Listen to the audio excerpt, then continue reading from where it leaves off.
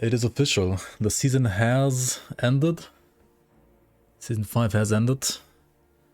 Yeah, that was a very nice season though.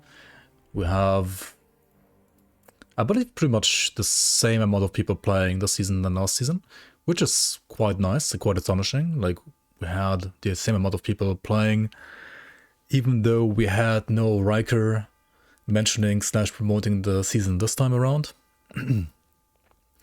So in softcore rather, we have a total of 2,487 entries, with I believe over 1,700 people achieving at least 1 point. So these people, well, at least tried to participate in the ladders, whereas everybody else probably just like signed up to like play this season offline. And in hardcore we have, let's see here, 1,094 entries, which is more than last season as well, with at least, or rather with exactly 878 people achieving at least 1 point. That's not too bad. Softcore ladder we have ReturnGDVN, Gothic 370 and Ricardio. Alright, so this madman has done Steps of Torment level 36, Best of Chaos level 36, Pod Weber level 36, Ancient Grove level 36, Tomb of the Heretic level 29, Forbidden Vault 38. Well, this is the this is certainly the explode enemies behind gates build, like dungeon rather. And then also Tainted Crypt 31. Is that correct here? Vault 38, Grove 36, Bastion 36, Lake 31, Tomb 29, Vibrary 36, SOT 36. 1, 2, 3, 4, 5, 6, 7, yeah. That is correct and crazy. Alright, so that's this build, eh? That is all on one build, by the way. All of them on one single build. And that build is... What do you think, guys? If you had to guess, what build is it?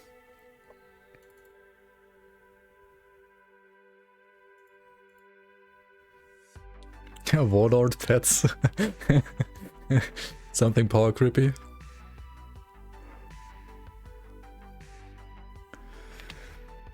It is a, or rather an, it's an Archon. It's a acid, retaliation, grasping vines, Archon. Yes, exactly. This is what it is. He was playing the Perdition version, I believe. Number 3 on the ladder. Ricardio played Deaga set version, which is basically more or less... Wait, did he even post that?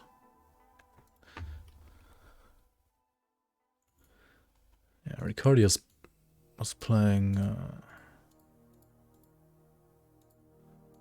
this version right here,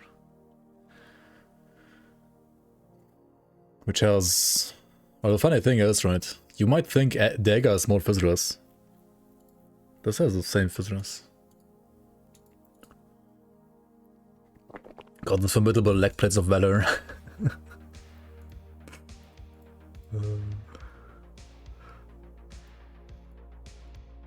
What are those crazy numbers? I mean, that's what you get with blue items with affixes, I guess. It's not even Tree of Life, you know? It's not even Tree of Life.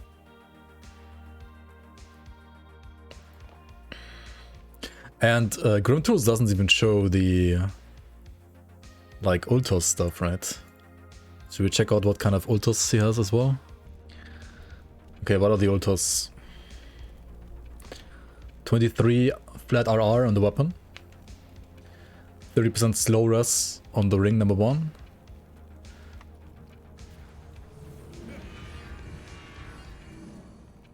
30% slow res on ring number 2. 83% fizz res. 4,500 armor. +1 Oathkeeper on the amulet.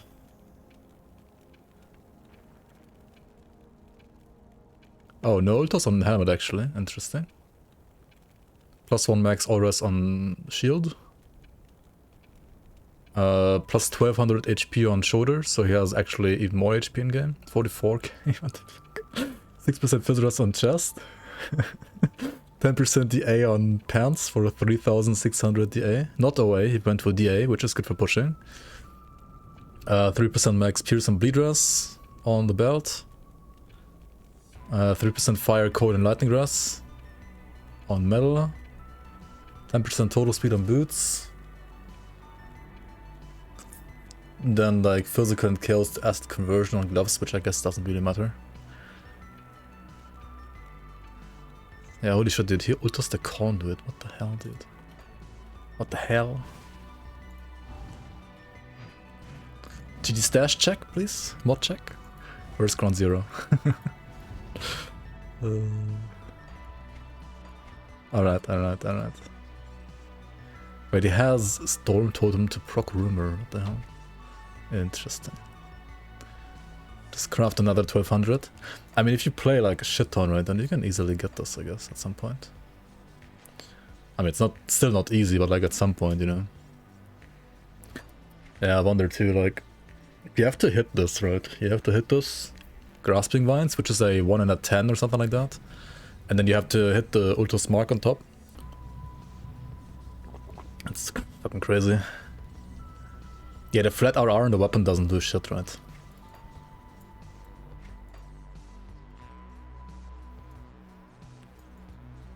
I mean, unless you default attack. Oh, wait, no, it works. He has Aegis. Oh wait, no, it doesn't. Right, Aegis uses not the main hand, obviously. Right? Yeah, it doesn't work unless you attack with the weapon itself. Right.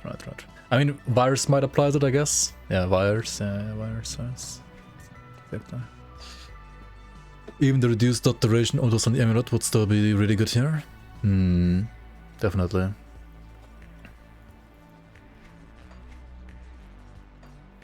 But yeah, I mean, this build, as crazy as it is.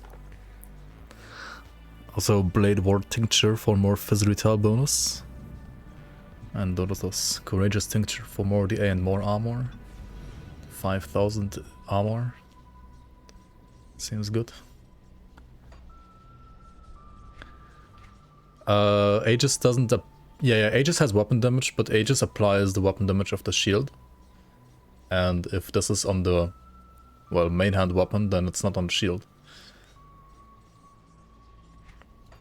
If it's from any other source, like over here, then, or like in the masteries, then like those sources will be applied to both the weapon and the shield. But this is directly on the weapon, right? It is not on the shield, so that's why Aegis Rider does not get the 23 RR here. Only Wires would. Or like the jump, I guess. The Rune Augment. Okay. So if you wanted to win in Season 5, this is what you would have to play, right? Now you know. Now you know for next season. Assuming it's gonna stay as OP as it is. No time played. 12 days, 20 hours, 41. Holy shit. And this was a 2 million Aegis hit at some point. I mean, that might be like an SR with all the buffs. But 2 million is still crazy, is it not? Greatest monster killed, Mage Anubar. Is it because of the fucking Shattered Realm scaling?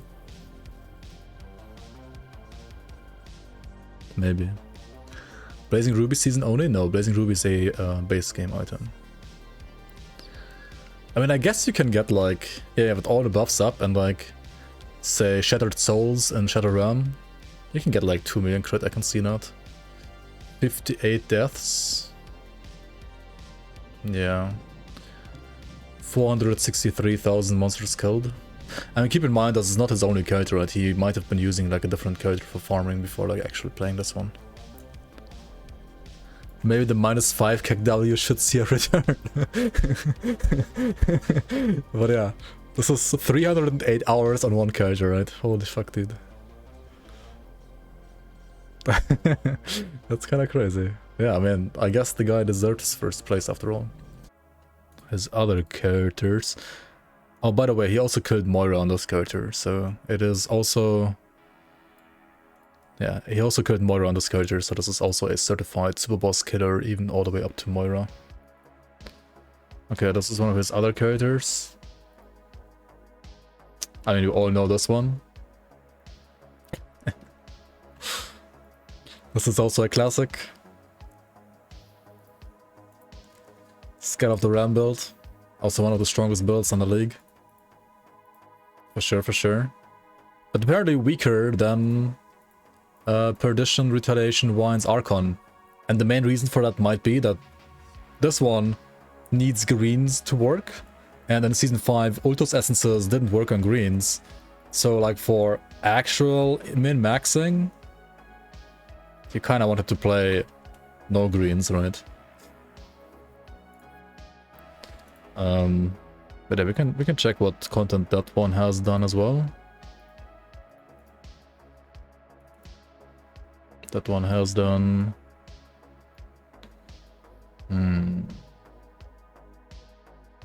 Scepter Torment 22. Honestly, it seems like this was more like a farming character. SOT 22 is the deepest he's pushed with this character.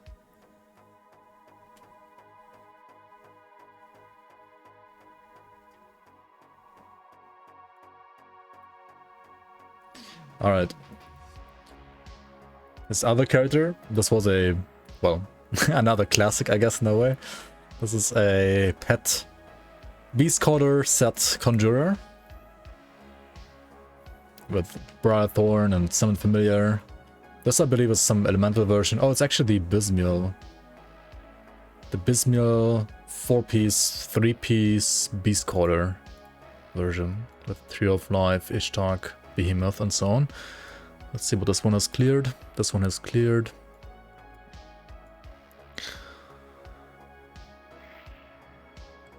It seems like mostly Shadow Realm, actually.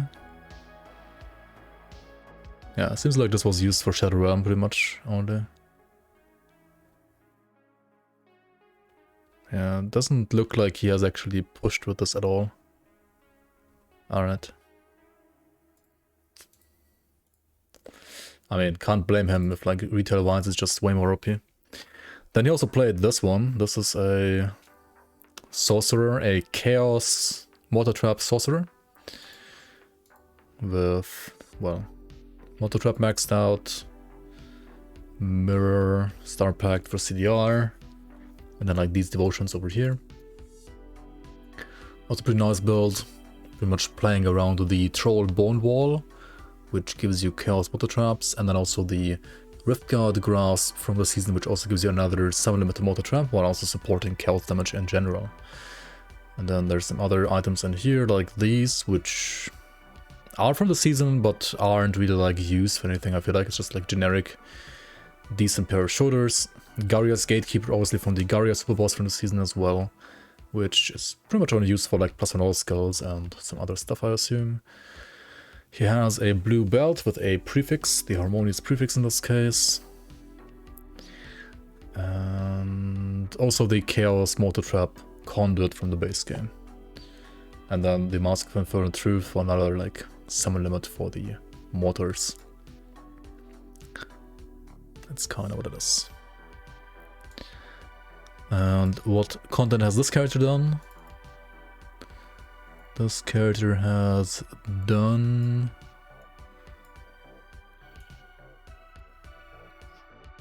I feel like it's mostly also like farming stuff. Yeah, it seems like this was just like another farming character. It has done like Shadow to like the max, so like what is it, like 15 I believe, which is, well, 75 in the base game.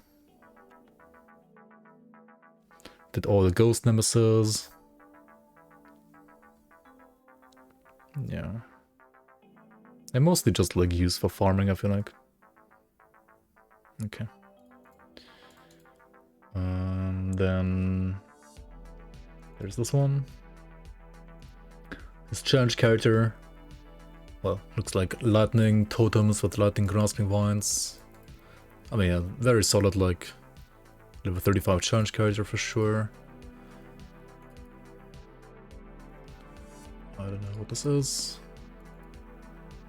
I don't know what this is. Maybe another failed challenge. Ah, the classic. The classic. He forgot to use the minus XP pot at level 236 character. Yep, we all have been there.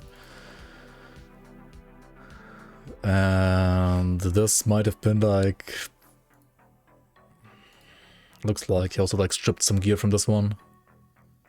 Maybe like a starter, like a dark one. Ritualist.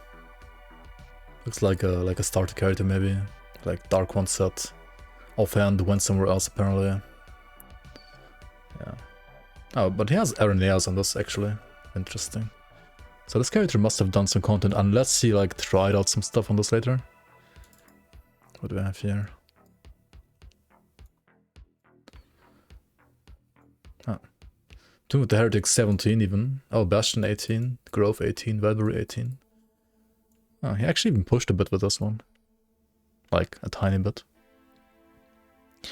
He might have used this one... Oh yeah, he used this one to push all dungeons to 15 for the first time. It's pretty nice.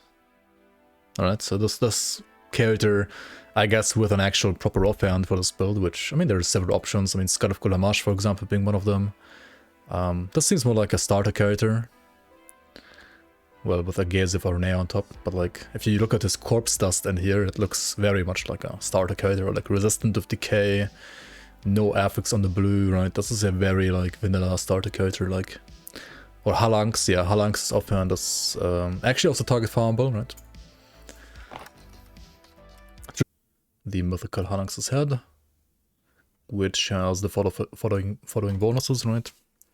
And that's also what he was using on the build. It just doesn't show because grimtools parses from the map to monster to item. And if it doesn't parse the map here properly, then it doesn't show the monster nor the item. Congratulations, ReturnGDVN for first place in the Season 5 softcore ladder.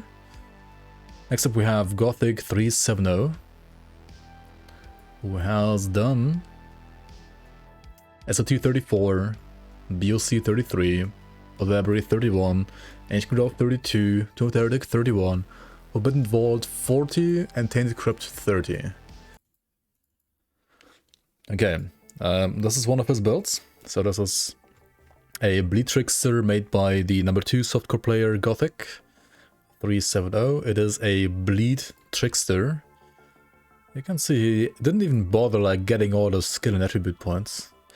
He has 19 points Blade Spirit, 20 points Blade Trap, 18 points Devouring Swarm, maxed out Prime Bond.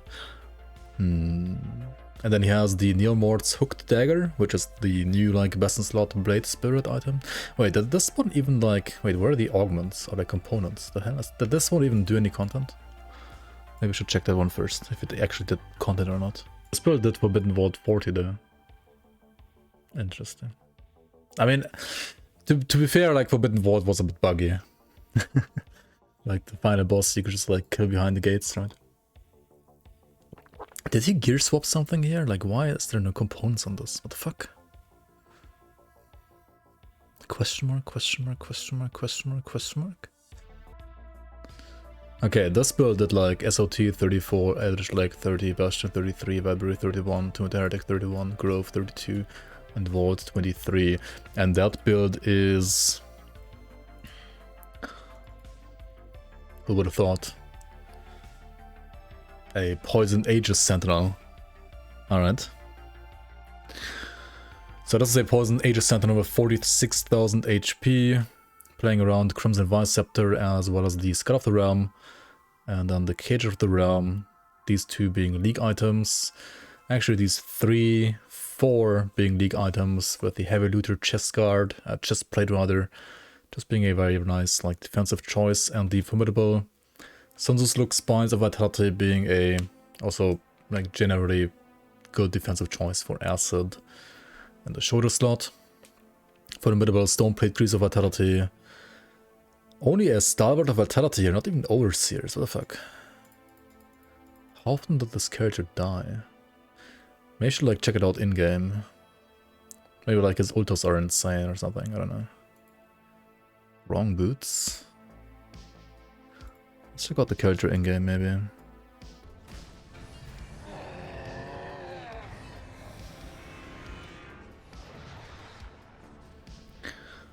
Alright, so second place, Poison Aegis Sentinel. Here's to Season 6. I had a blast with Season 5. Thanks so much for the resub, Shashishade. So we have a Crimson Viceptor, a Venom Fang of Blight, a Destroyers of Blight, Skull of the Realm, a only Stalwart of Vitality helmet here, Stalwart of Vitality ring, Stalwart of the Wild Goddess ring as well, Azrakar Sands with a Ultos mark with the dot reduction, Viper Fang grips with the Ultos mark, no Ultos mark actually, Formidable Vitality boots, Sectus Crest with damage reduction on it, White Lotus with the Pierce and Bleed Maxras, as well as, well, the proc just has by default, Death Stalker, and then Ultos mark for Bled Away and just of Vitality suffix on this. This seems pretty tame in terms of like affixes on blues and like Ultos and so on. This seems like something you could basically just build next season probably rather easily as well, generally. Well, with this item being obviously slightly nerfed. I'm playing on the patch that's gonna become public tomorrow right now. Devotions, Behemoth, Murmur, Manticore, Obelisk, Tree of Life, Dryad, Turtle. So like very defensive for the most part. Offensive acid devotions are only Rumor and Manticore.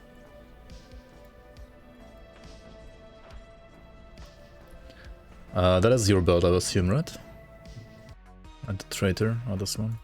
It's one of those early into the league builds that had like too many attribute and skill points because of the one bug. I mean, you also had like 2 points wasted here, so I guess you just nerfed yourself. I mean, yeah, this is still like a legit character pretty much. Like this skill point bug, like everybody had that at the start.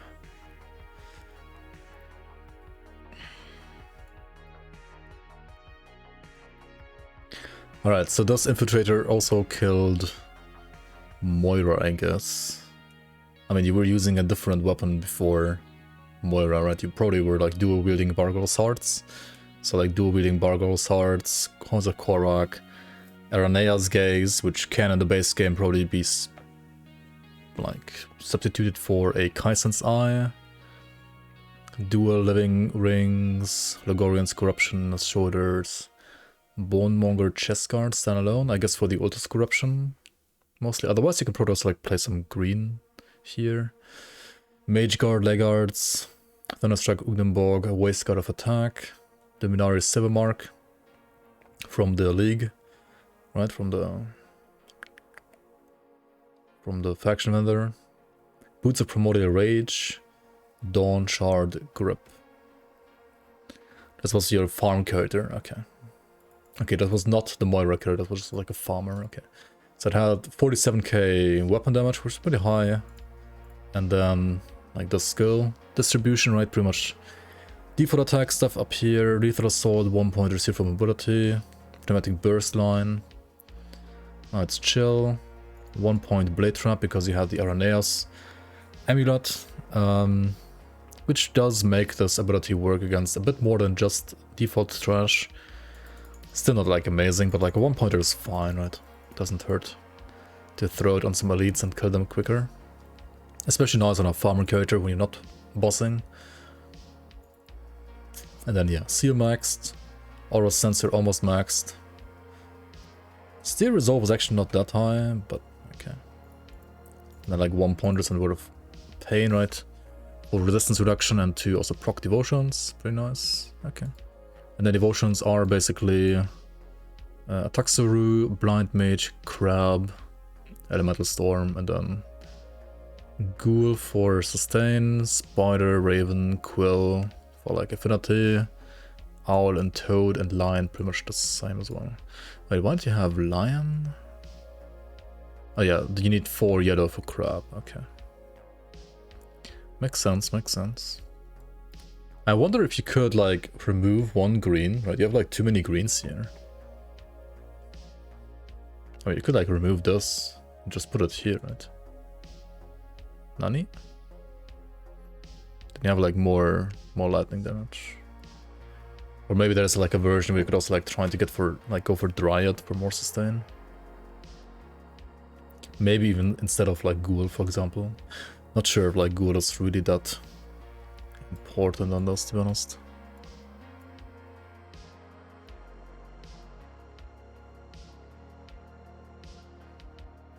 Yeah, this doesn't seem like fully fleshed out, but it certainly works.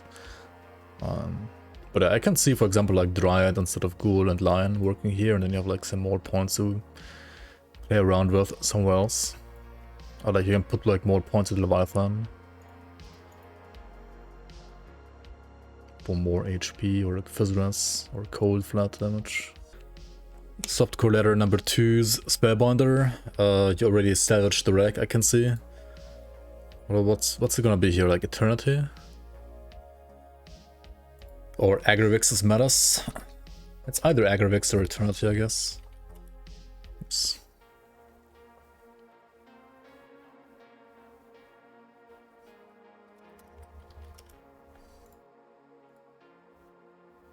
Agrivix, Agrivix. And then, well, Classic Diviner. It's like Diviner 4-piece, Diviner Mask, Diviner Raiment, Diviner Mantle, Diviner Codex. Enhanced by Wrath of the Ascendant, Albrecht's Duality. Actually a Golos Ring. For whichever reason. I guess just like, I don't know. It's nice to have. Aether Reach for reduction, like recharge reduction to Reap Spirit, Time Warp to Walkers, Gilded Arcana Commendation, Harmonies of the Aether, Chains of the Ground, Wraithborn Leg Wraps, and then from the League to enhance this build even further, the Illustrious Spirit Catcher of Attack with an Arsonist prefix, which gives you some pretty huge DA Shred to Reap Spirit and another 1 second recharge to Reap Spirit, which kind of like makes this spammable, I believe. Yes, it does make it spammable, but it also makes so that the Wraiths... Right. This thing makes them live for longer, right? For 15 seconds, and then this one minus 18. So they're still around, right? But I mean, you don't really like scale pet stuff that much, so they don't really like deal that much damage. But yeah, Reap Spirit is kind of stacked with this build. It's pretty good. 11 points in 11 points in Element is kind of awkward. Should be like 12 maybe, or just 10. Did you also like try something out with this build? Escape points look a little weird right now.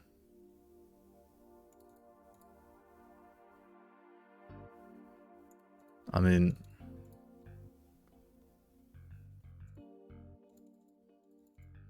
should probably be something like this, right? So you have like 1 point IE, 12 point Overload, 8 point for crit and elemental balance, 12 mirror, 17 mavens, like just max mavens, at least 6 points conversion. Inner focus at 12, 14 or 16, I guess 14 in this case. 1 point arcane will, 1 point null, 10 points mental alacrity, maxed out fabric of reality for the percent aether damage, maxed out devastation, reckless power, maxed, and a necromancer for 26 points and reap spirit, 10 points ill omen, and the stuff down here, and also for defense mark of torment. At least 6 points, but you can also try to max it like to 12 points and then like maybe pull a point from, yeah, I don't know, something else.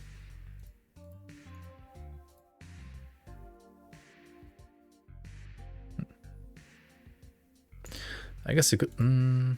what's your casting speed? 200. And I guess like depending on your rolls and casting speed, you can like pull some points from Mental Alacrity, right?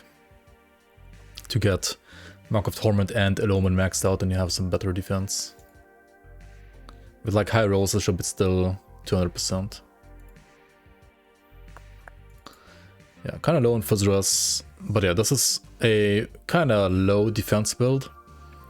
If you do this, like if you use this for other content than Moira, then you probably wanna, you know, get some actual armor from like these components. Anything higher than 1426 would be nice, and also increase your armor absorption a bit more as well. And Visitors maybe, but yeah, it's insane single target, and it served its purpose against Moira in specific, which doesn't really deal any physical damage, so it's pretty nice. Yep. Cool.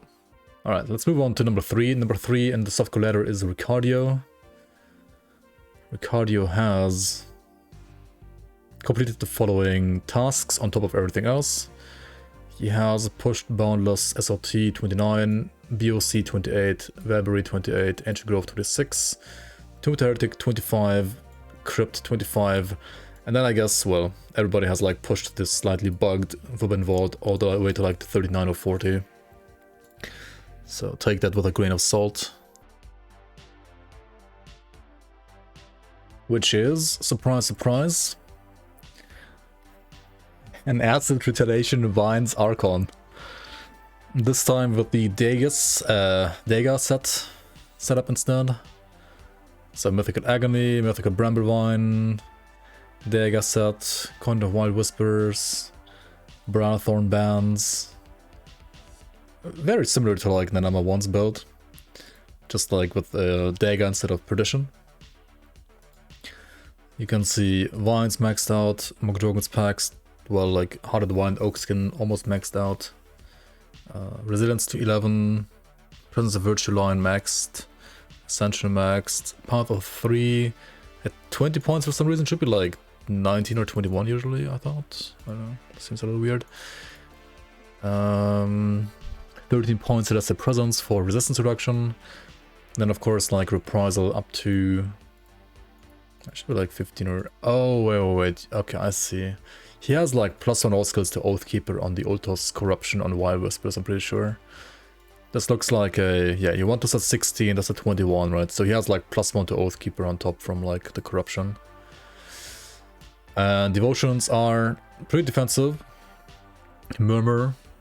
These are more defensive than the one from rank 1 actually. He has even Ishtak for like 25% damage absorption. That's kind of interesting. Obelisk of Men here, Shield Maiden, Watcher, Lotus, Panther, Hound, Lion, Targo the Builder, Behemoth, and Murmur.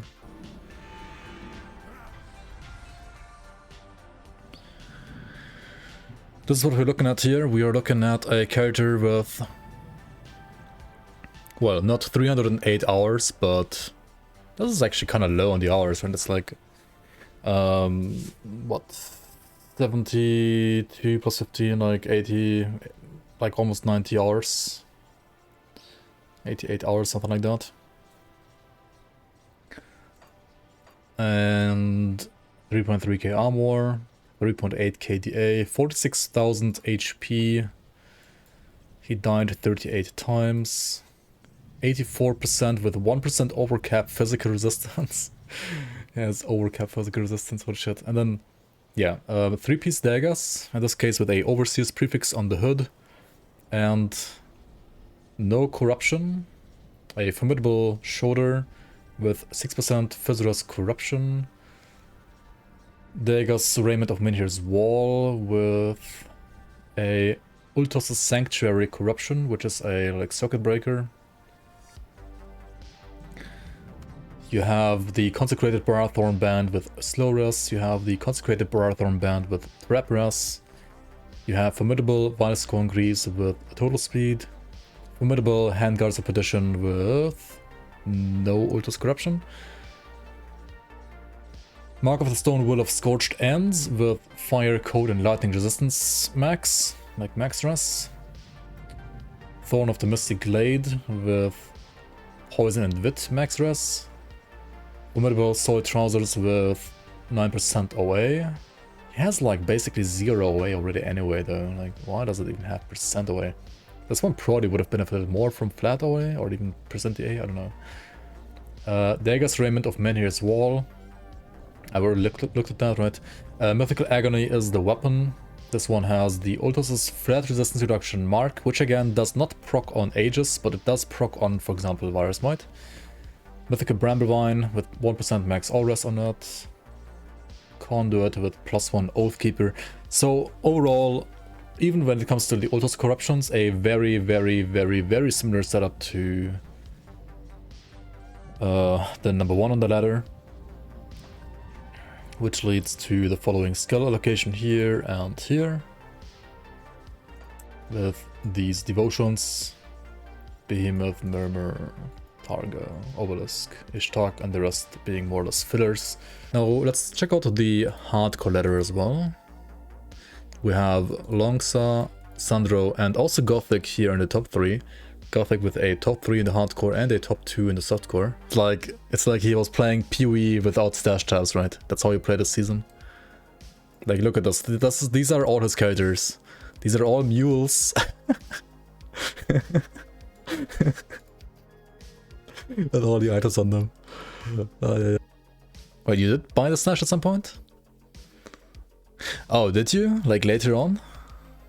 Okay. Wait, but you had these before you bought the stash, right? I don't think you had, or wait, what? Why do you have all these characters then? What the fuck?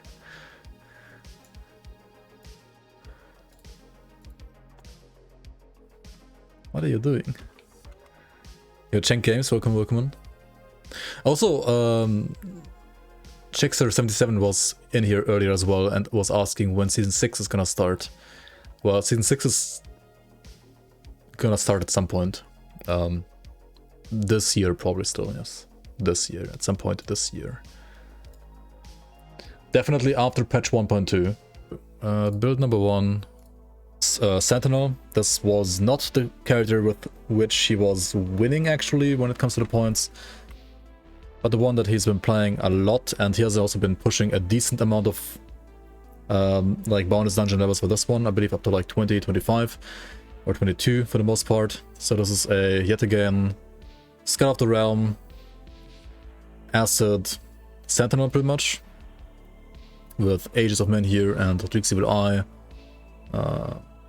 And then like all the other supportive skills like Curse of Frailty for resistance reduction, Blood of Dreeg, Possession, 1 point in the Witchfire, Virus Might for movement, Presence of Virtue, Ascension, Resilience, and so on. And of course Celestial Presence for the resistance reduction. And the devotions, these are very defensive with Tree of Life and Behemoth, as well as Dryad for healing. And then Obelisk for armor DA, Watcher for armor DA, Eel, Satyrs Guide, Lizard, Rat for like affinity mostly. Murmur, of course, for resistance reduction, as well as Manticore for resistance reduction. And then Turtle Shell for, well, more defense for Circle Breaker.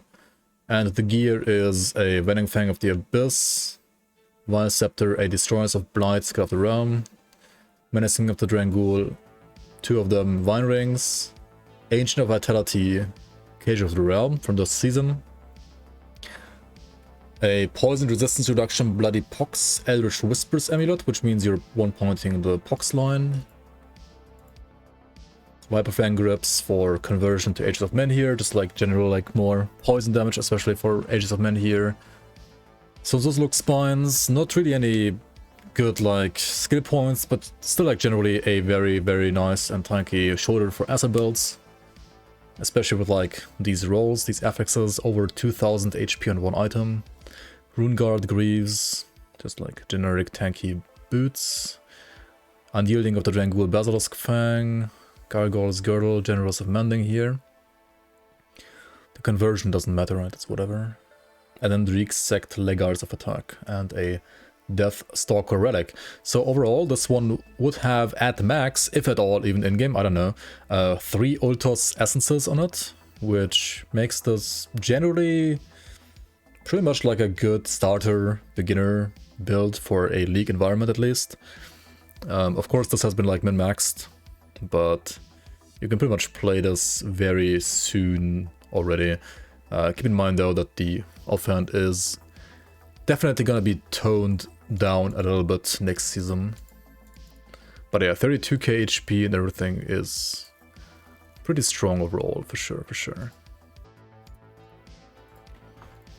So this is the Druid from the rank 1 hardcore player from the season 5, and this one has actually done Tomb Heretic level 29 and Forbidden Vault 28. This is, as it looks like, a Bleed Panetti Druid with the Tomb Ripper, adding bleed damage to Panettis and cooldown to Panettis. The Blood-Soaked Watcher of Ultos, adding cooldown and bleed damage to Panettis. The Azura Sands from the base game. Double Goddess Rings for regeneration, mostly, I guess. Menacing of the Drangul here. And Good, both of you're them. back. Yo, thanks for the resub, Pollux. Much appreciated support. And then a Heavy Looter's Cask, an Overseers of Nature's Bounty. I mean, this is kind of a beast of an item. And what this does is it adds weapon damage and retaliation damage to Panettis. It also converts lightning to fire and cold to fire. Now I'm kind of interested, like, what kind of build is this supposed to be? Is it bleed really, or is it something else? But looking at skills, it is bleed, right? It's just interesting that you're still using this helmet here and not something like actually bleed related. But I guess if you have like Overseers of Nature's Bounty combination, it's not too bad, right? It's still okay. Then we have Corallic Spines from the other Gargoyle, not Sonzu's look this time, which has like base % bleed damage, and again a very nice roll, Formidable of Nature's Bounty, pretty good. We have Crafted Formidable of the Drangul Amberguard Gauntlets. These you can technically even get like without any Essence affix crafting from the league, you can just get them in the base game as well. They are of course easier to get though if you have like the pre and suffix Essence rerolls, right? Formidable of Nature's Bounty, Stoneplate Greaves, I mean same thing here, right? These can also be crafted even in the base game as they are. But yeah, getting the affixes is going to be a little bit easier in the league environment. Then we have a Mythical Sanctus Crest of the Untamed, which gives you a shit ton of max res. Pretty nice, pretty nice. Lacerator Girdle for that sweet % bleed damage, and also for the proc, which gives you more bleed damage and also has damage reduction on it. Very nice. Formidable Like Plates of Valor, kind of classic like league choice here for maximum amount of physical resistance on the boot slot. I mean the pant slot rather. Deathstalker, I mean, yeah, this is just insane for bleed damage. And then we actually have a, surprise, surprise, a level 70 faction item in the chest here. But of course, with the essences from the league, you can make something like a Formidable of Nature's Bounty actually happen, which is kind of crazy. But still, it's a level 70 base item, which does bring down your armor rating quite a lot, actually. I'm kind of surprised you're even going for level 70 base armor here. I would assume like I was expecting some like level 90 faction gear maybe here, but like a level 70 faction gear even, like really? Holy shit. And even on the chest slot, which is your like highest chance to be hit area, right? 1854 chest armor only. But I mean, you have 80% phys res through multiple sources, so interesting. 38,000 HP as well. So you can take a hit. Okay, skill allocation. Well, you just want to like 1 point Panetti, right? To like have the skill and to have it apply the bleed damage from your gear. Then Distortion 8 points for the pass through, and then 18 points in Supercharged for the crit damage. As well as Electrocute, I guess, but I mean it's mostly about the crit damage. 12 points Inner Focus for OA and Spirit, 1 point Arcane Will, 10 points Nullification. 1 point Elemental Expertise, 5 Conversion, maxed out Maven Sphere, maxed out Elemental Balance for crit damage as well, Overload for OA, and Mirror for, well, not dying. Shaman side of things, Devouring Swarm for bleed resistance reduction, Grasping Winds as a kind of like AoE supportive damage for bleed. A 1 point Briarthorn I assume to like cheese and pull enemies. Mogdrogon's Pact maxed out for regen, I would assume. Heart of the Wild also maxed out for % HP and regen. Oak Skin for armor and resistances, and then Primal Bond for bleeding damage and % absorption. Devotions are yet again Tree of Life and Behemoth going full regen. Berserker actually, yeah, you have an axe, right, so you can use like Berserker and the bleed damage from this. Of course, Huntress for bleed resistance reduction. 2 points Hawk for crit damage. Owl for like more % dot damage on bleed. Tortoise for absorption, like a circuit breaker. Lizard, very good for regen based builds, kinda. Actually, yeah, it's also good for regen. And healing from like Dryad, right? And then Eel and Panther for like affinity and OADA. Zeta's Guide for affinity, movement speed, and Physres. Yeah. The Brathorn was for pulling, yes, okay. Just checking out the Ultus mark here. % offensive ability on the pants, 9%. Lacerated Girdle Ultus mark for 3% poison vitreous. Then the medal for like, yeah, elemental rest, right? Fire, cold, lightning rest. Aether and chaos rest on the amulet. And then +1 max rest on the shield. Yeah, no real surprises here, just like max rest and all the stuff. And % away on the pants, which puts you to 3.2 KOA. This build actually has 41,565 HP in-game, even more than the 38k in grimtools. And yeah, playtime with this character 2 days, 1 hour, which I mean is probably understandable because it was just a pushing character and not really a farming character. If we check out the actual farming character and its playtime, I wouldn't be surprised if there's like another 300 hours in here as well. Let's see. 8 days, 21 hours. Oh fuck, what is that? 24 times 8. Okay, it's like 213 hours. That's still almost like 100 hours less than that one guy had on softcore in one character, right? That's absolutely insane, dude. Okay. Now, the build that Longca used to pretty much push most of the content on hardcore here. This one pushed Ancient Grove 30, Bastion of Chaos 32, SOT 32, Verbery 30, and Tainted Crypt 25 was a Warder. And looking at the gear, I can really like see where this is going. This is yet again a Acid Vines Retaliation build, but in this case not an Archon, but an even tankier Warder instead, which has a whopping 50,000 HP. Holy shit. 85% with 6% overcap, physical resistance, and 4,000 armor, 3,600 DA. OA is optional in this case. And devotions are Tree of Life, Behemoth, Messenger of War, Obelisk, Dryad for heal, Turtle Shell, Harvestman's. Is not even using Rumor. Wait, what? Not even using resistance reduction? Holy shit, dude. Oh wait, it's lightning. Wait, it's lightning. It's not acid. I can't read builds anymore apparently. It's actually lightning, not acid. Yeah, it's Arcane Bomb. Oh right, it's the lightning variant of this. Right. Interesting. I mean, yeah, it's lightning because it's Dawn Guard instead of Perdition, of course, as well. And also Sign of Burning Vengeance is a lightning retail weapon, which gives you like lots of lightning retail to Mogdrogon's Pact. Okay, I mean, yeah, lightning retail is the other way how you can play Vines, which is arguably as strong, maybe even stronger than Acid Vines. Not sure which one was actually tankier here.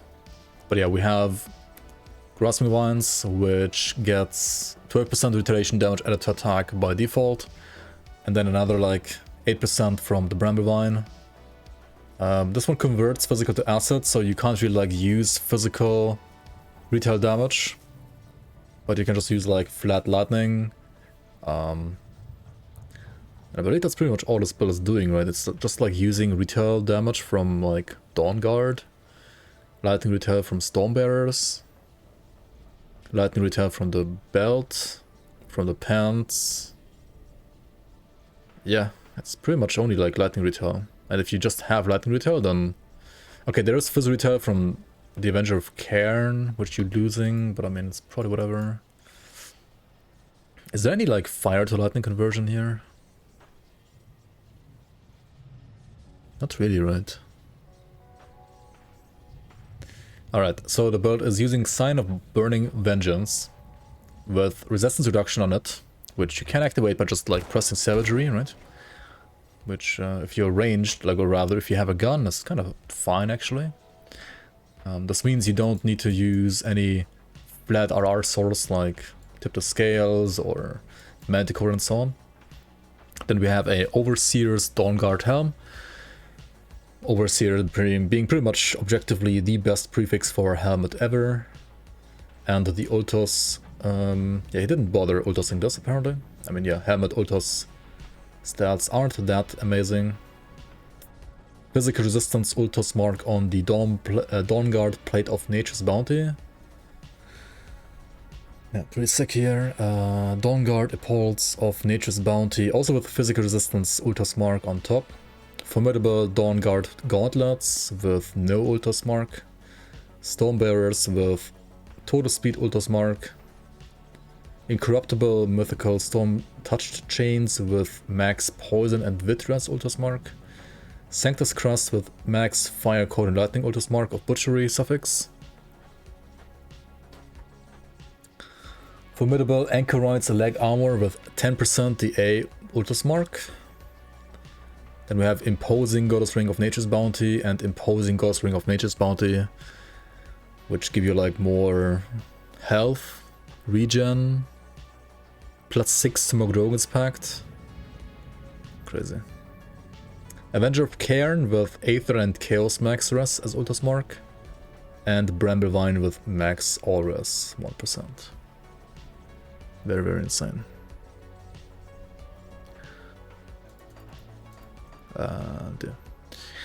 I mean, these items are for the most part literally all base game, but of course with the affixes that you can get on blues here, it's like not really comparable to base game, and like also all the defensive stats you can get from Ultos marks and so on top. It's also not like that crazy. The health regen on this build is 3,400 by default, and like with procking on top, it probably goes into, I don't know, what does grimtools say here?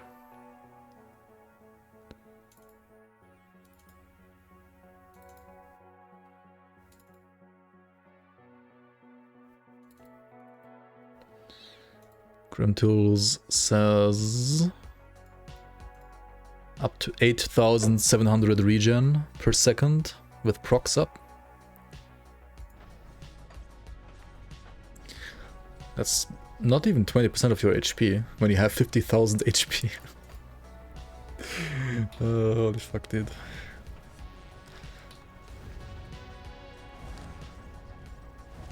You know what's sad? This one doesn't even like convert to visual, right? Because there's no conversion anywhere.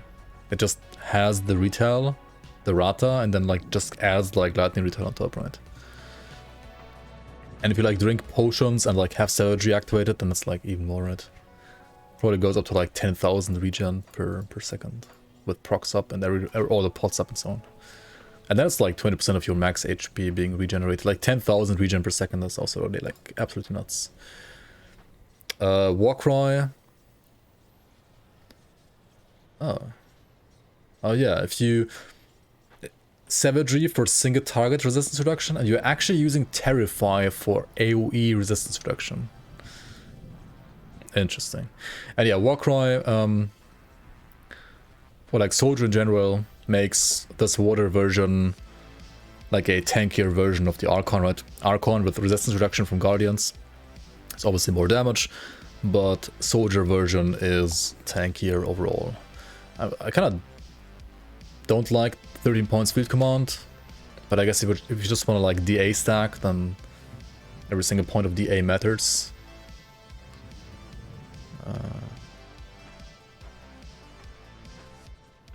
Some, oh yeah, like 1 point Scars of Battle, Decorated Soldier, Veterancy, Menhir's Will. Pretty much, right? And then like a maxed out Military Conditioning, of course. Soft cap Fighting Spirit. Wait, do you have soft cap Markovians? For the DA shred, I guess? That's a little weird, I think, but... And Zolhands for the pass-through, so you apply the 23 RR on more than one target. I mean, I guess it works in a way, but it's a little weird. Counter-Strike. In case you're actually getting hit. I mean... Don't you like just play this as like a... pull and run around like Grasping Vines on like very high boundless dungeons? I mean, I guess for like everything that's not like super high dungeons, Counter-Strike is still insane. I mean, of course, right, it's insane then. And then like a maxed out McDogan's Pact line, of course. Heart of the Wild, Oak Skin also very high. And Entangling Vines maxed. Savagery pretty much only for the OA and regen buff. And of course Raging Tempest as your only resistance reduction source from masteries. Right, and you... I mean, OA is still like miserable. 4.1 KOA. I mean regen.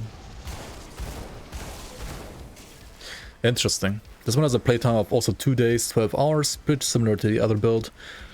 And it has at some point dealt a 1.7 million crit, which I assume is not from this build as it is right now, right? This is probably like an Aegis crit or something like that. Wait, no, there's not Aegis in here. Wait, what the fuck, like hits for 1.7k million on a warder? Nani?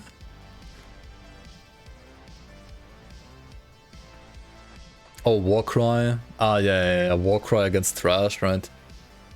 Right. 33% max HP from Warcry on like some Thrash mob that's like getting scaled up from mutators or like just like bonus dungeon / Scatterrrbrain mutators.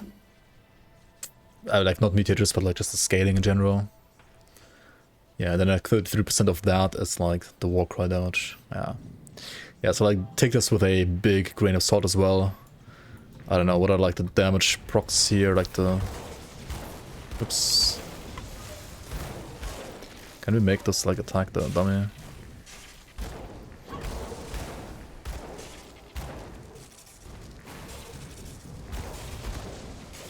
Yeah, average ticks are like 50k here.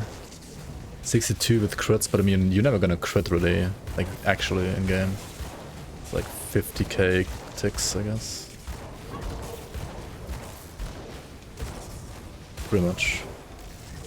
Which I mean, for a hardcore slow and steady with like 50,000 HP and 10,000 regen build is fine. How much retail? 1.6k%, 50 to 168k on lightning. Yeah. I mean, the damage is like not that amazing, but I mean, you can spec this build for more damage and less defense if you actually want to, like, you know, deal damage with a build like this. Of course, the spec is basically being made to be literally unkillable and push as deep as you can in bonus dungeons. Yeah, damage is pretty low.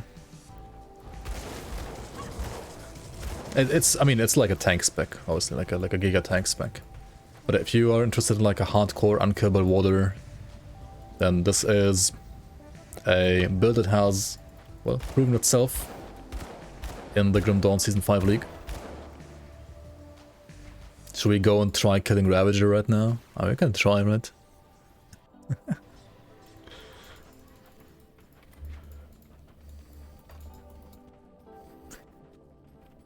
It's not gonna be a quick kill, but pretty unkillable, I'm pretty sure.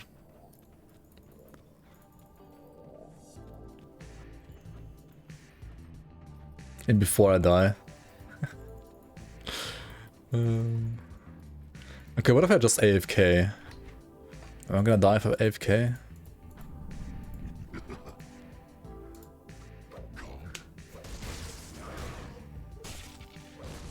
Oh, he's killing my Barathorn first.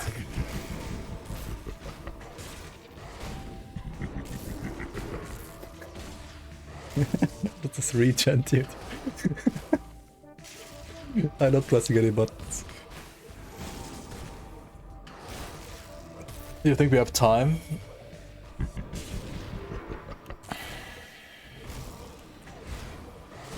I mean, the problem is like, wait, let me check display. What's the hardware used? There we go. I mean, he's actually killing himself, right? Slowly.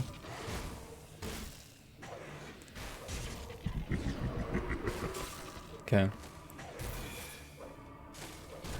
I mean, the league has like a, what, 20-minute timer on these guys? But yeah, so maybe we should like actually try pressing some buttons here now.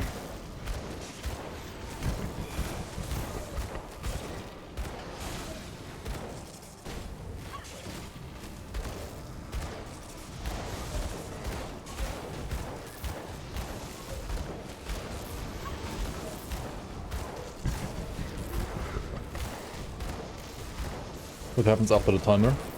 He fully heals. Shit is running out of energy. What the fuck? Read. Where's energy pot? Your soul is mine.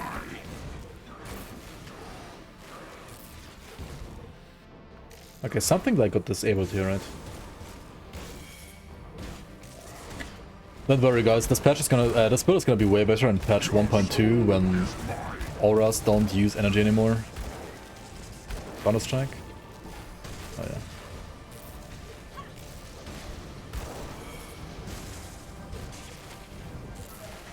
The grasping ones need so much energy. Also, Ravage of Flesh, to be honest, like has the energy leech. It's a little rough. Where the fuck are the energy pots, man?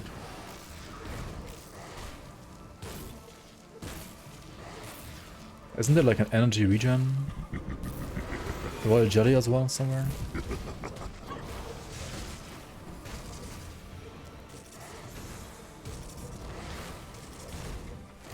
The blue Royal Jelly, right? Oh yeah, there it is. I'm blind.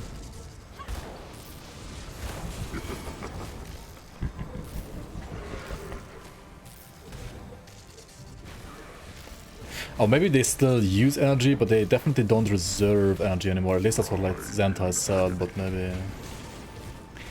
Yeah, okay, like Ravage of Flesh is a bad example here, honestly. Maybe I should like do color instead. Because the fucking energy leech is annoying. I mean, I could just like move out of pools, I guess.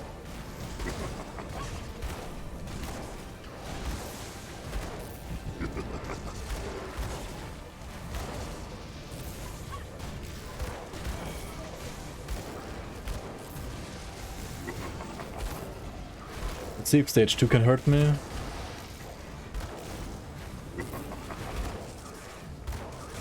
By AFK.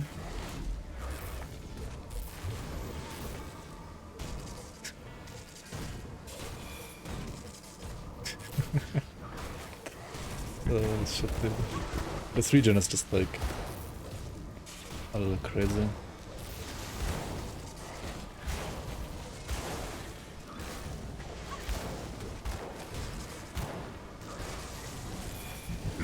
Okay, I mean, I guess point proven, right? This build is, if piloted right, and if you fix your energy, which I guess is generally totally fine, just a Ravage of Flesh problem here. Well, you can pretty much like never die with this build, unless you like, well, push Shattered Realms / Boundless Dungeons to like infinity. This is the build from the player that got rank 1 in the season on hardcore, Longca.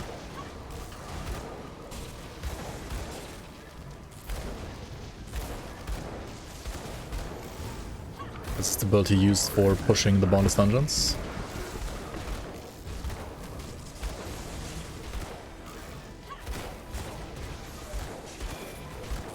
This is possible in vanilla. I mean, yeah, it's not really like using any items from the league.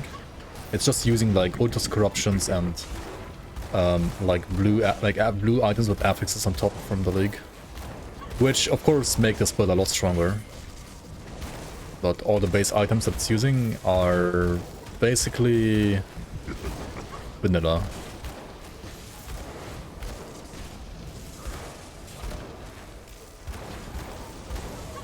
So you can make this build vanilla, but it will definitely be weaker than this. Definitely. And it will also be harder to make exactly this build next season. Because it won't be as easy to like get full formidable stuff on the blues as you can, or like as you could have gotten in Season 5. I mean, either way, this is a build that works in vanilla as well already. It just will be a bit weaker, but it does work, and does, even when being weaker, still like amazingly strong, I would say, dare to say. Like you have what, like 300% elemental overcap? Like losing elemental overcap from like formidable prefix is like whatever, right? Like you have 300% elemental overcap, like what the fuck?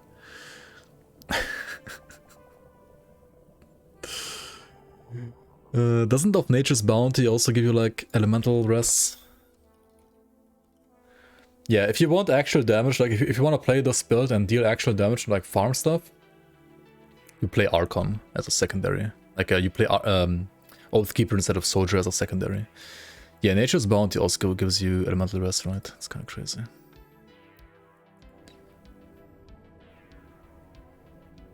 Where you can find this build? You can find it right here.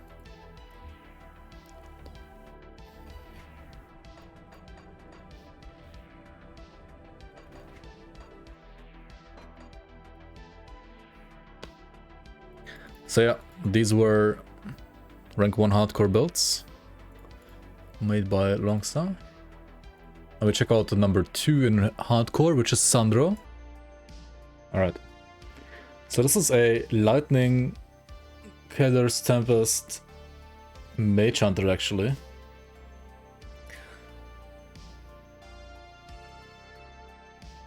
Yeah, so this character pushed SOT 28, Ancient Grove 28, and Tainted Crypt / Eldritch Lake 28. This is a Hallbera set Mage Hunter. 3-piece Hallbera with the Shocking Eye, Hallbera's Imbued Furs, Shocking Eye, and the gloves. A Overseer's Skybreaker Circuit of Kings, alongside a Keeper's Durk's Charged Carapace of the Sage. Azurkan Sands, Tempest Living Ring of Butchery, Bloodletter's Wine Ring of Nature's Bounty, Formidable Sonso's Look Spines of Scorched Runes, Formidable of Scorched Runes and the Stone Pit Grease as well, Templars of Scorched Runes Carmen's Badge, Tempest Arcana Weave Cord, Mythical Leg Plates of Weather Scorched Runes, and yeah, it has 81% Fizras, probably whatever the max is in-game actually, with like some slight overcap I would assume. 2.8k armor, not too much armor actually. It has by default only 2.7k away, this is with procs. 3.3k DA. It might have more in-game though with like Ultra's Corruptions though. Ignathos Combustion Relic. It has 2 out of 3 points in Manifestation. Don't quite know why, but... question mark? Question mark? Wait, why? Why? Why does it have that?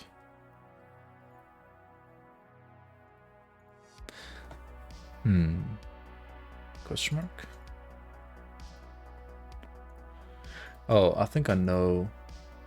Yeah, this has like another +1 Inquisitor from Amulet, I would assume.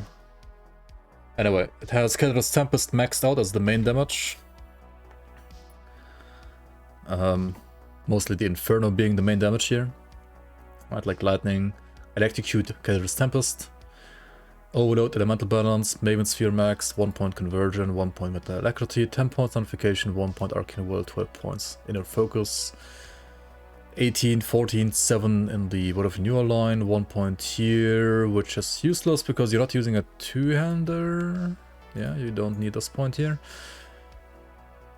Rune of Agrad 111, this is mainly used for DA Shred, I would assume. Horn of Gander obviously maxed out for damage reduction, 33% there, which is more than the 19% from Aura of Censor, which is used for the resistance reduction, and then 1 point in Box and Tether.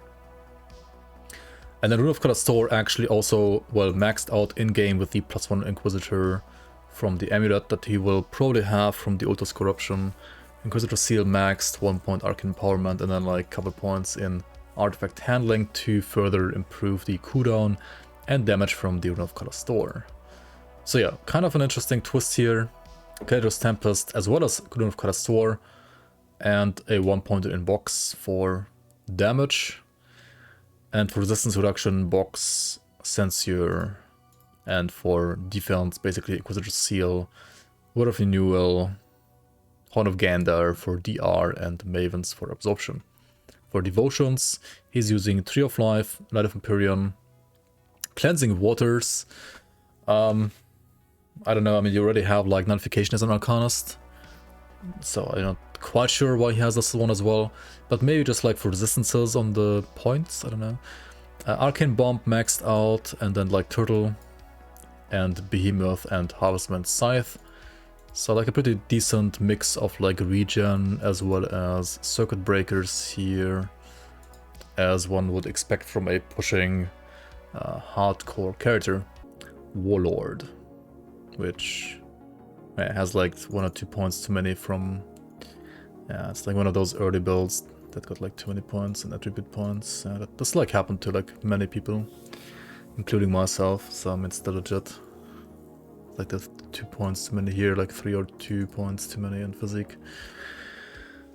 This looks like a +1 to Soldier Corruption on Avenger of Cairn. Okay, so what the fuck is this? This is a... Okay, so this is a Warlord. This is a 3-piece Sygrund's Warlord with a Mutant Bludgeon and a Shed of the Crab Turtle. You could also use Granite instead of Crab Turtle, I guess. But either way, this is a like Forcewave Warlord. A cooldown Forcewave Warlord. Yeah, like Internal Trauma Forcewave Warlord, basically.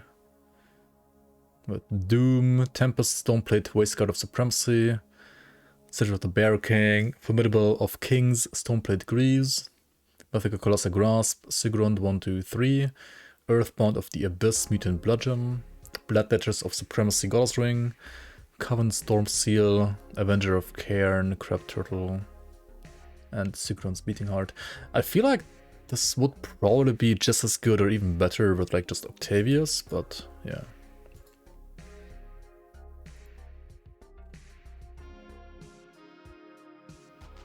And then devotion-wise, this is all around Chariot, Behemoth, Harvestman's, Uza, the Rowan Scepter, Turtle, Satan's Blade, of course, Anvil, and Hammer. Okay, I feel like this build in general could be optimized in several ways still. However, it's still like pushed all the way to like level 30 in Port Vabry. So it is definitely generally still a very, very good build. I mean, it has 75% physical resistance and almost 4k armor. Probably 4k armor in-game, 3k OA and DA. So it is definitely a good build, and 36,000 HP as well. Like, it is definitely a very good and tanky, like, hardcore build that you can play. And this is probably not, like, gonna be nerfed in any way, really, apart from, like, the ease of getting, like, Formidable Affix here or, like, Incorruptible Affix here. And depending on, like, what corruptions it has in-game, there might be some nerfs to those as well in the next season. But generally, this should be a kind of, like, good build to make when you wanna be rather safe from any kind of nerfs in the future. Anyway, this is a Acid Pet Conjurer with Salazar's Sovereign Blade, a Wraithbound of Bestial Rage on this one, which summons the Harbinger Pet.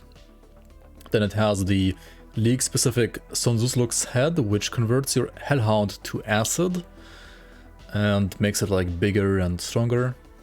Then a 2-piece General set, which is also from the League, which reduces the time that the Hellhounds live for, but also increases some limits. So you can have 3 Acid dogs with this. Pretty nice, pretty nice. Amulet and Shield. These you can craft with the item that you get from the super boss called Balognath in the leagues. Then we have the Bloodsworn Signet, a Wraith-bound Bloodsworn Signet of the Wild here, which you can farm from Keros, right? You have Ugor's Ichor, mythical Ugor's Ichor, which is used for physical to acid conversion and just like generally like good poison acid damage for pets. And then you can combine all of this with a 4-piece Gall set actually. So that's kind of crazy. You can still get the Eldritch Talon on top, and you can get a Acid Briarthorn alongside all of this. And also you will have more spiders here, right? So it's pretty crazy, pretty crazy. Wildshorn Laggards, just like base game pet pants. Fiendflesh Greaves, just like base game, pretty much best in slot pet boots. And a Nosferatus to get mind control resistance on your pets. Just like generic, like good stats. And of course, Gall's Mark is the medal, and Mogjogan's Ardor for the relic. You're not really gonna get the spiders of those away. Yeah, that's true. Yeah, the spiders aren't really gonna spawn ever here, right? You would have to crit yourself to spawn these, and that's not gonna happen with this away. It's gonna happen when you like, I don't know, farm Logorian in the base game, but nowhere else, right? It's not gonna happen in any kind of like dungeon pushing ever. It has 79% physical resistance though, making this pretty much the second pet build alongside like full Beastcaller to be able to hit like insane Physrus, I guess. I mean, there's probably like more pet builds in the game alongside just like standard Briarthorn, like full Beastcaller set Conjurer that can hit 80% Physrus, right? I mean, this is also a Conjurer, right? Like if there's a pet build where you hit like 80% Physrus, it's Conjurer, because you get Physrus on Embodering Presence as well as Aspect of the Guardian.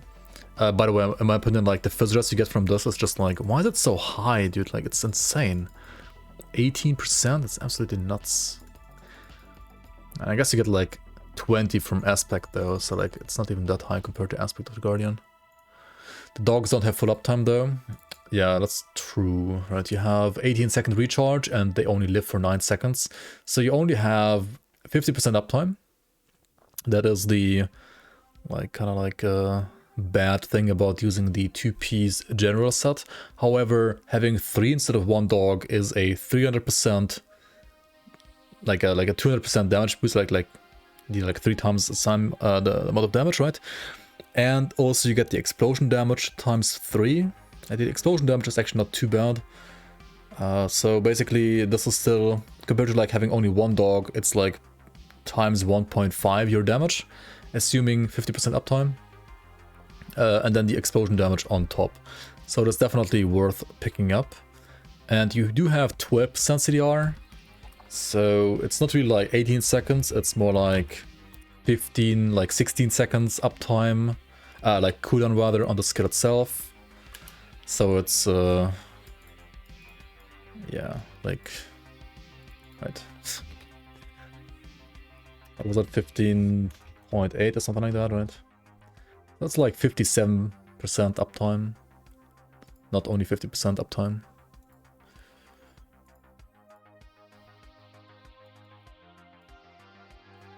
For devotions, you have Behemoth, of course, for regen, Rumor for resistance reduction.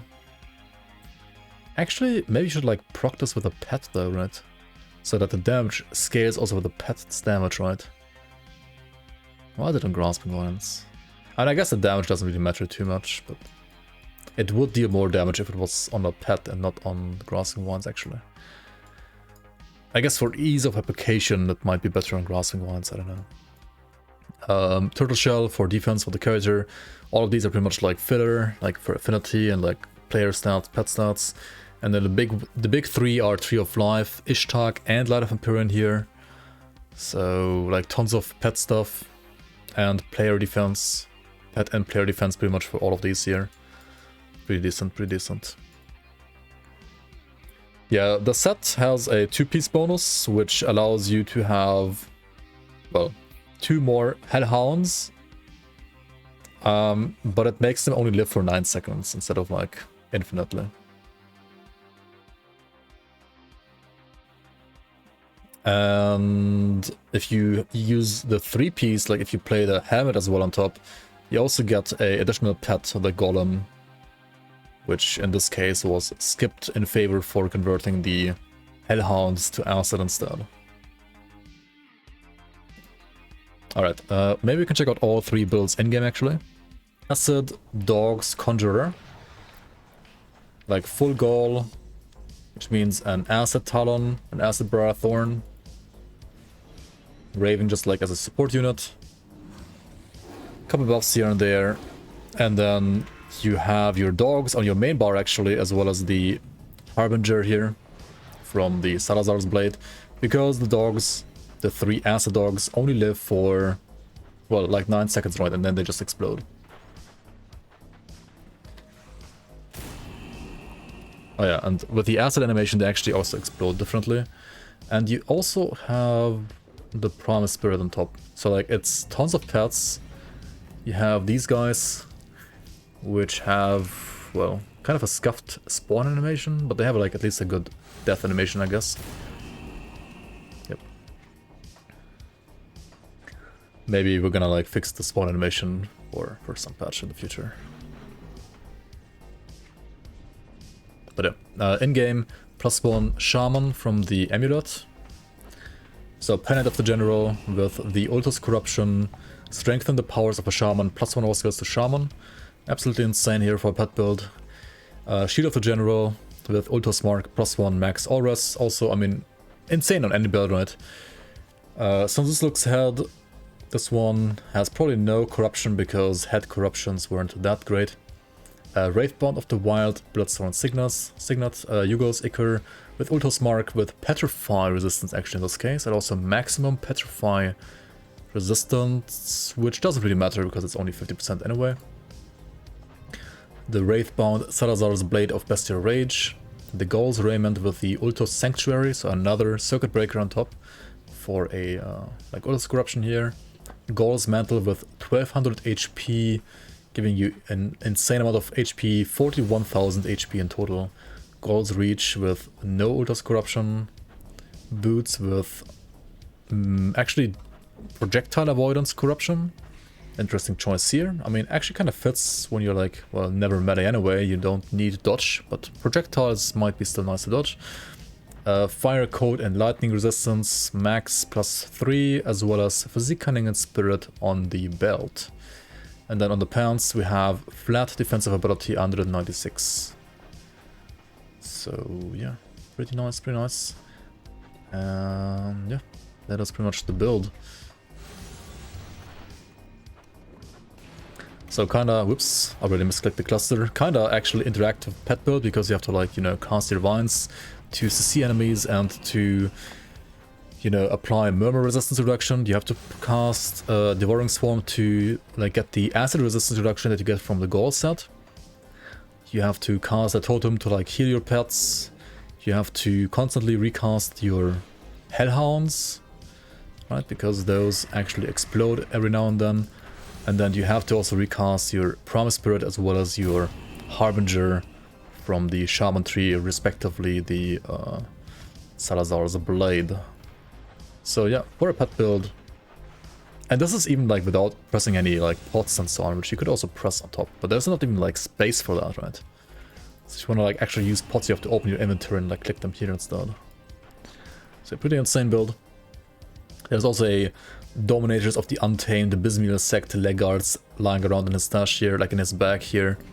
That is also an alternative pair of pants, of course, that is also nice.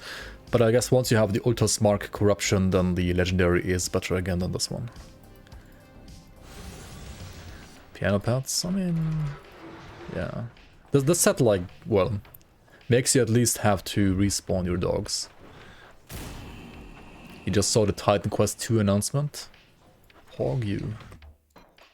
Alright.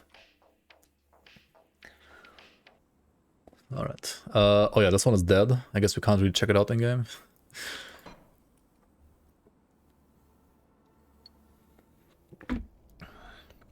Then we have the Electrocute Mage Hunter. This is kind of similar to a build I played in the league as well, actually. This one is just the, well, definitely tankier version with 38,000 HP and 84% Viscerous with 5% overcap. This is ridiculously tanky as well for a caster, which relies on, actually, Rune of CALASTOR in this case. Rune of Hagrat is only used for the A-Shred, and then the Seal for defense. So for damage it has Rune of CALASTOR as well as the Kaedo's Tempest, and then as a filler it even uses Chain Lightning. For defense, as well as on top of that, we also have Horn of Gandar, and for further resistance reduction you would need to use Storm of, like the Stormbox of Elgaroth. And you have also Nullification and Mirror for like additional defense, pretty much. I have no idea why there's 2 points here, honestly, no clue what this is doing. That seems like a heavy question mark to me personally. But I mean, you could just like put, remove these points and that's fine then. Inner Focus, Soft Capped, Kaedo's Tempest Max, right? Skill Location, Inquisitor. Also, this is questionable. This does not work unless you have a two-hander. It's like remove the point here and then remove the 2 points here, and then that's pretty much the build, right? Devotions were also very defensive with like Tree of Life and Light of Empyrean. If you want to farm stuff, then I would suggest you to rather check out my version of this build. This one is, well, like very defensive and pretty much, I would rather say, only for pushing. But obviously still a very, very amazing build. Let's check out the gear. Keepers of the Sage on the shield, giving you like insane Viscerous, and of the Sage I believe is just like more damage and like resistances. Azrakas Sands with the Ultus Mark to give you +1 to Inquisitor, giving you +2 to Inquisitor in total, making this absolutely insane for like all the Inquisitor points that you have in here. Like, that's the reason why you have 12 points Deadly Aim, 22 points Rune of CALASTOR, 19 points Aura Sensor, and so on and so on. Pretty insane. Hallbera's Shocking Eye has a flat resistance reduction on it, which is being applied via, for example, Kaedo's Tempest, or also the Chain Lightning. Overseers of Kings, Skybreaker Circlet, obviously ridiculous. Bloodedgers of Nature's Bounty, as well as a Tempest of Butchery, Living Ring, and Vine Ring. Hallbera's Imbued Furs with 6% Viscerous. Hallbera's Gloves with kind of useless conversion. Formidable of Scorched Runes. Spines here, as well as Formidable of Scorched Runes. Greaves. And then Tempest with a, like, Tempest Arcana Weave Cord with a Ultus Mark that gives you additional max poison and Vitreous. Leg Plates of Valor of Scorched Runes with % away, and a Kaiman's Badge. Templars of Scorched Runes, which means he's missing out on max res on a blue or purple medal in this case, which you could also get on a blue or purple shield. Nevertheless, still an insanely tanky build. TLDR, don't do this build in Season 6 as Reckless will kill Hallbera. I mean, this was still gonna be like insanely strong, even in Season 6. Like, this is like 36, I mean, I don't know, this is just like, I mean, this is a tank version of the build, of course. But yeah, this one pushed, what did it do actually? Ezekiel did push, where is he? Grove 28, Lake, like Grip 28 and SOT 28. Pretty good, and it didn't die. Like, he could have tried pushing further even. Altus on hardcore, of course, went like 0 deaths. Couple hours playtime. Yep. Cut off the realm. Just cut off the realm build. But was that 22, 22, 20, 22, 19, 20, 19, 22, 22, 20, 22, 20, 19, 19, yeah. He did all of these on one build. And that one build is Poison Aegis. No huge surprise there. And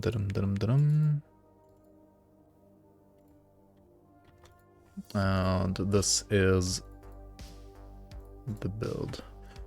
I mean, Poison Aegis was probably like the best kind of like budget build to make and to push with in the league, like by far. Right, it was like the best I mean, it's not like super budget, but like kind of budget, right?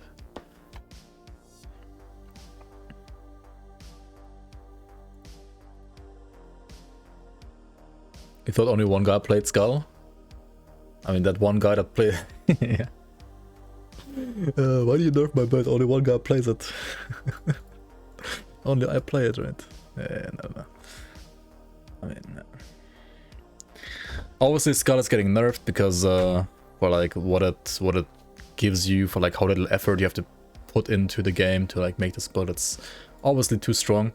But yeah, this is just like another showcase of why this build was so strong.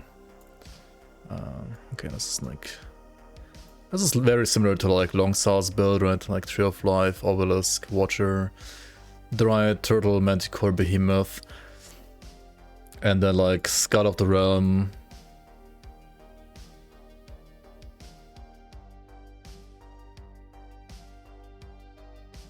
Wait, what? This is just for the fire to acid conversion? And max stress? This is like a, I mean, this is like a no gear version, right? This is just like, as I said, like this is just budget, right? Like full budget. Imagine nerfing a build where you could just make every mob arcane on hit. Huh. Who won the Gore Stack challenge? No clue.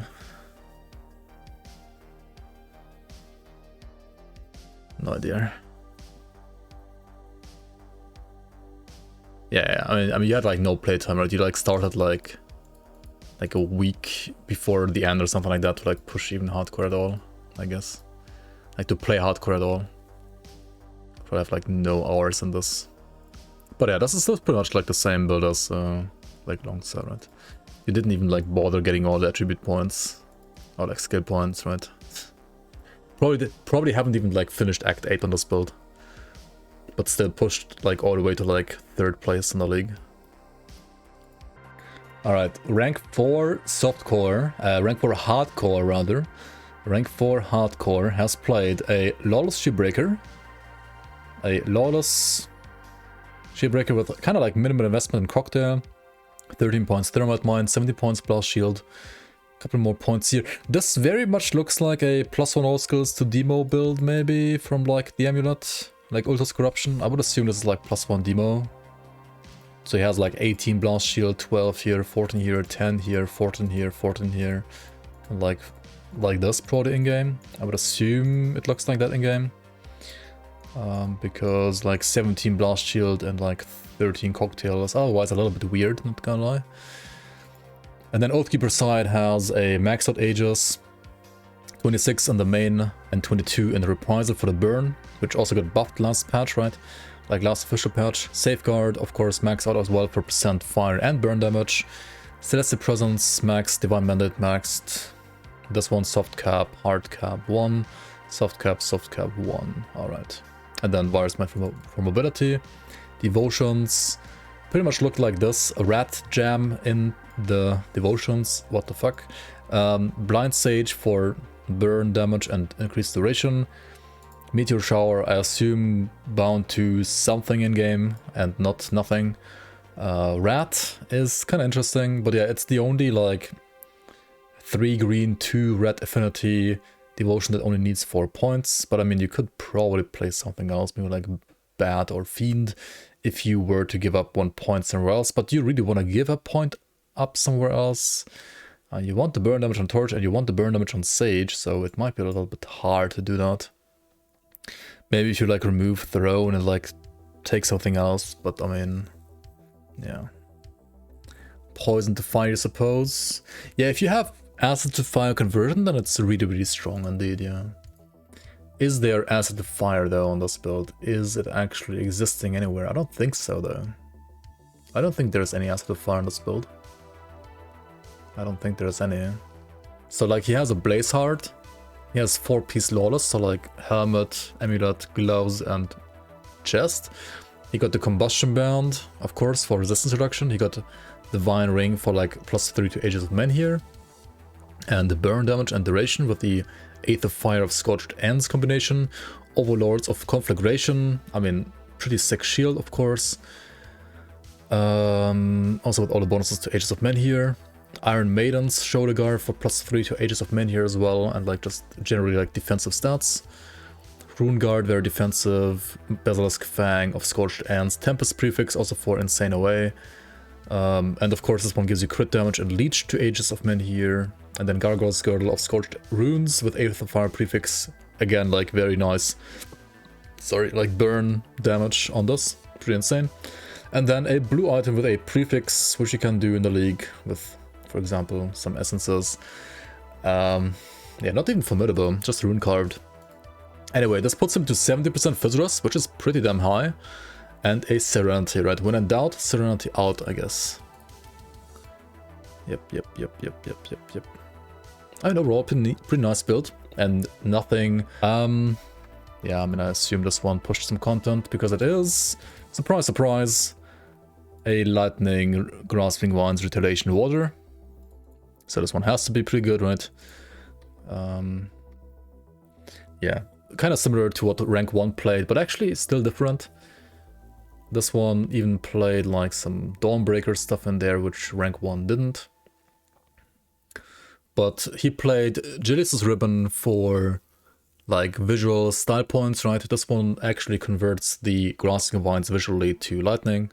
So this one like wins when it comes to style points, I guess.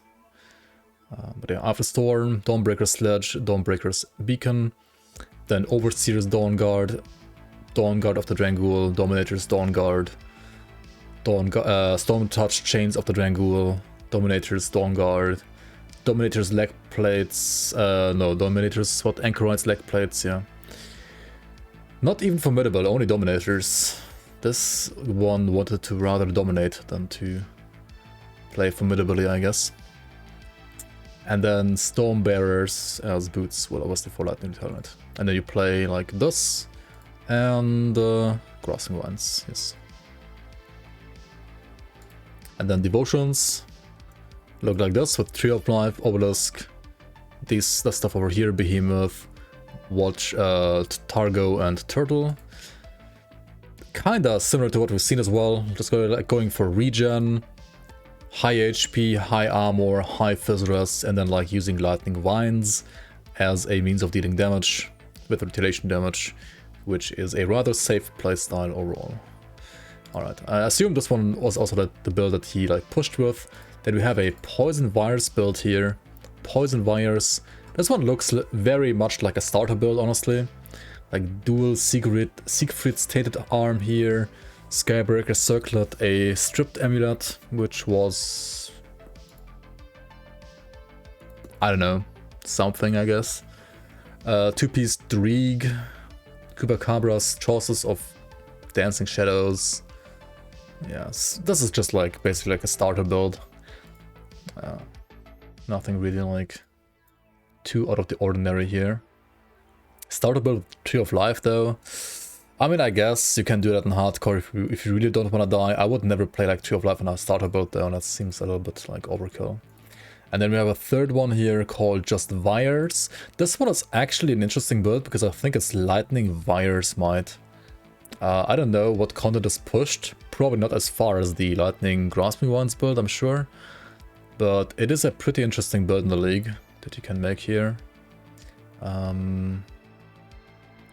With like sub 2, with 0.7 second recharge on Virus Might. So it's pretty much the same as like you get on like the usual like Templar, like Vanquisher, Fire Templar. And yeah.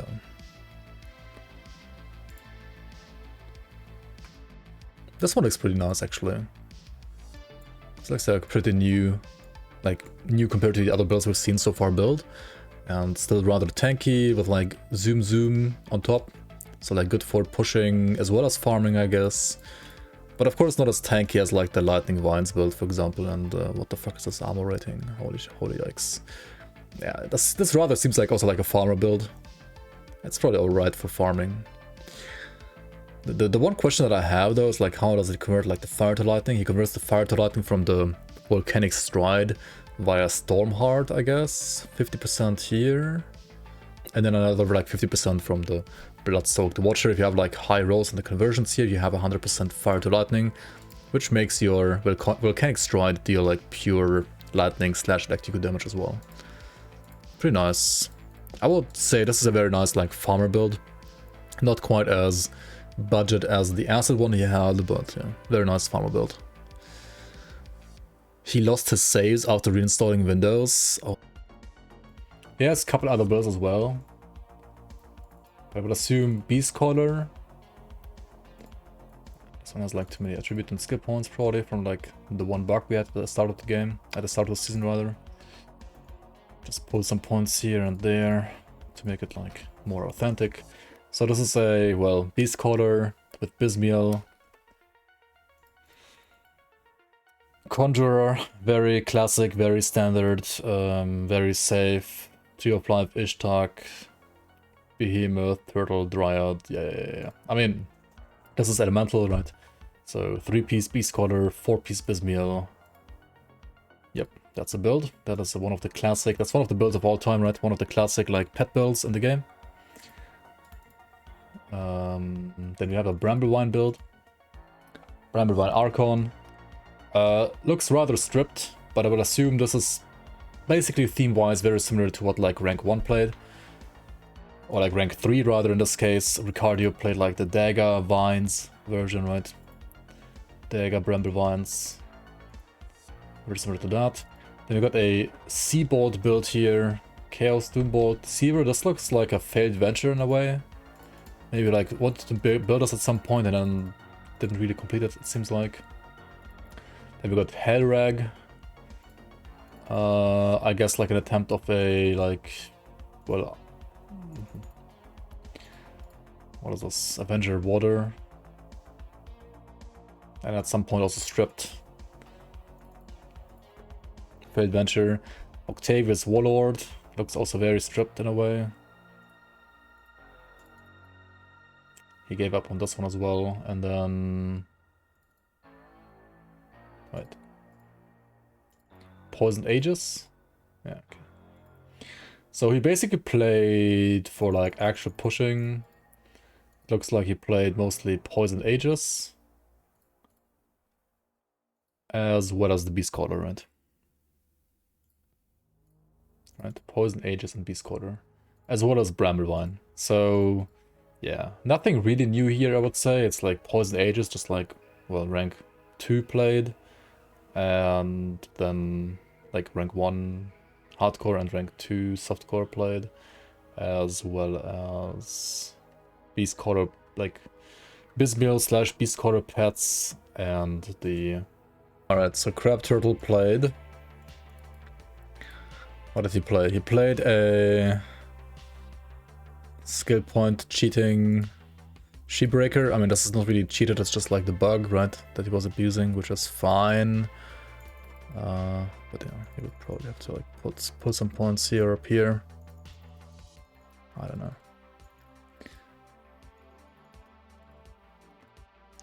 He actually dared to play a shotgun Sheepbreaker build, eh? Interesting. I mean, yeah, with Baldir, like formidable Overseer stuff, it's pretty good. And then like Looted Legion shotgun, of course, and combustion. Right, combustion? Oh yeah, it's physical, right? Physical Sheepbreaker with a Looted Legion shotgun. Pretty nice build actually. Interesting build. You basically just like use your masteries for like buffs and support, and your actual damage is the Legion shotgun blast from the weapon itself. Yo, Mega first, welcome on. Thanks for the raid. Pretty cool build. Then his actual starter build, I would assume when it's called Crab Starter, is, well, yet again here the skill and attribute point bug is a CT&Kalastor Paladin with Hallbera set later on. So like Overseer, Skybreaker, Circuit of Insight, durable of the Hurricane, Obsidian Bulwark, 55% Fizz Res. Pretty good build overall.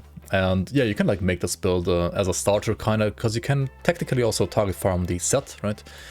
That is definitely possible. So yeah, pretty nice. check the top 400 to look at Mega first builds as well. Oh boy.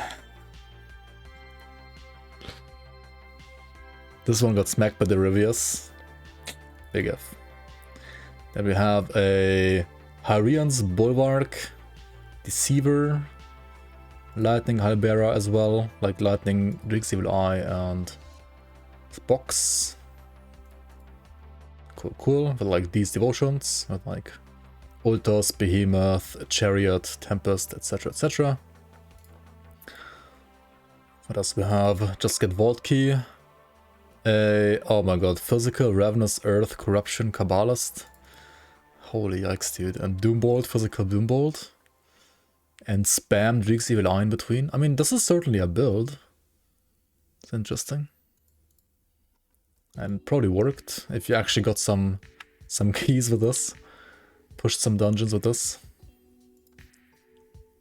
Just get Vault Key. Oh yeah, shit, I remember that bug. Holy. Alright, that's a cool build as well. Then we got the Professor Wraith Special, Battle Mage, Grey Knight, Earth Splitter Octavius, Blue Ravager's Gaze of Soul Warding with Aranea's Amulet. That's an interesting build for sure. Definitely not like the meta that we've seen so far in the season. And I mean, devotions are, yeah, like this, right? Pretty standard for a build like this. Stone Blender, this is a very nice, like, build making use of the fact that you can put affixes on blues, Overseer Stone Father, Chronomancer Stone Father, Rampage Stone Father, and Mythical Obsidian Grass of Battle Fury. With like some blender 2-piece as well, the Stone Blender. You will probably like pull some more points here again, or maybe here, not sure.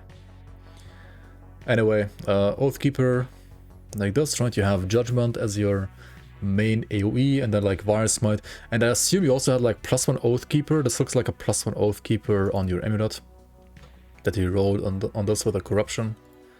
And the Shaman side is kind of just there for support, rather for like making you tanky as fuck, which the Blender set does, because it does give you like another totem on top, right?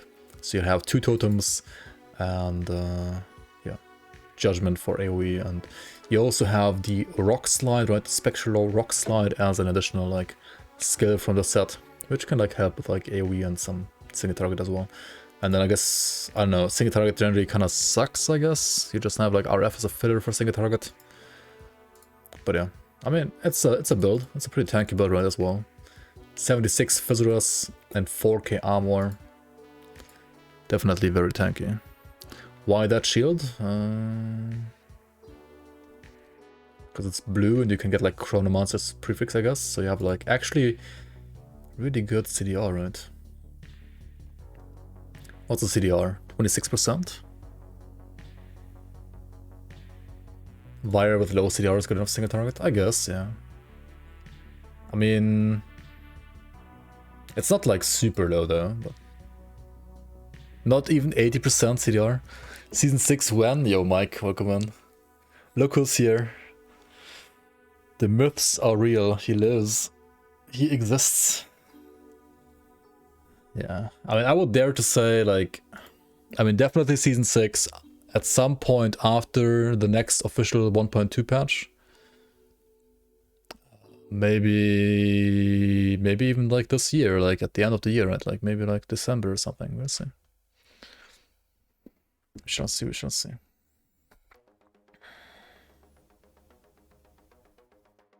But yeah, we have no date set in stone yet. But yeah, I would say right now, Season 6 at some point this year, definitely after 1.2. But yeah, you can press X out for 2023, and it might be 2024, but we'll see. And then, yeah, Crab Turtle has one last build, right? This Archon right here. This is a... what the fuck is this build? What? It's some Bleed Archon? Bleed Pierce... Oh, it's Bleed Pierce Guardians? Right, it's this Azaleon head, right? It's like Bleed, Pierce, Wind Devil, Guardians.